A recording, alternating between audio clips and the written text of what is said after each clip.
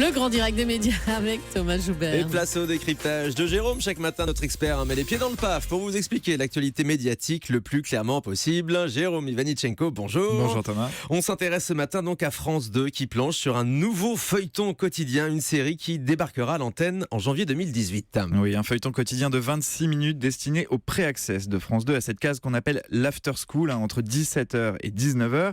Alors si je vous dis feuilleton quotidien et France Télévisions, vous pensez forcément à Plus belle la vie. Je peux difficilement vous donner tort. Selon nos informations, ce nouveau projet, qui n'a pas encore de titre, devrait s'inspirer très largement de la série à succès de France 3. Comme Plus belle la vie, il sera tourné dans le sud de la France, pas à Marseille, mais à Montpellier.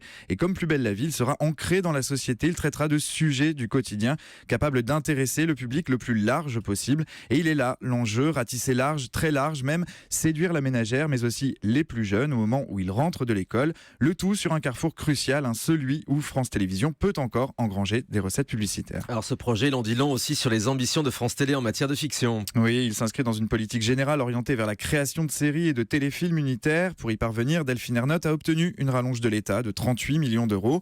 Elle compte consacrer la moitié de ce bonus au financement de la fiction française. Pour elle, c'est une question de patriotisme culturel, rien que ça.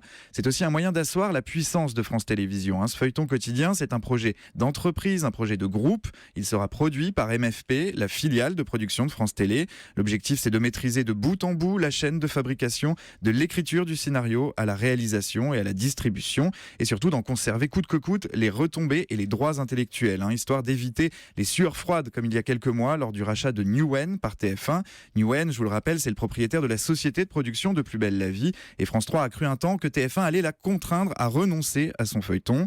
Après avoir mené tambour battant son projet de chaîne info en continu, en tout juste un an, la patronne de France Télé se fixe un nouveau pari ambitieux, un pari qui peut rapporter très gros s'il réussit. Un feuilleton quotidien a cette capacité de fidéliser le téléspectateur, beaucoup plus qu'un jeu, beaucoup plus qu'un magazine d'actualité. Un bon moyen de se rassurer alors que les fins de journée de France 2 sont au plus bas. Voilà, on verra ça à partir de janvier 2018, donc un feuilleton quotidien sur France 2. Il va falloir s'accrocher parce que les audiences au départ sont toujours difficiles, on l'avait vu avec Plus belle la vie, et au fur et à mesure du temps, la série à qui on a laissé le temps de s'imposer, fait un beau succès avec chaque soir plus de 3,5 millions de téléspectateurs, et ça fait 10 ans que ça dure en plus. Plus belle la vie, c'est tout ce qu'on souhaite à la prochaine série de France 2. Restez avec nous sur Europe 1, à suivre le journal des médias.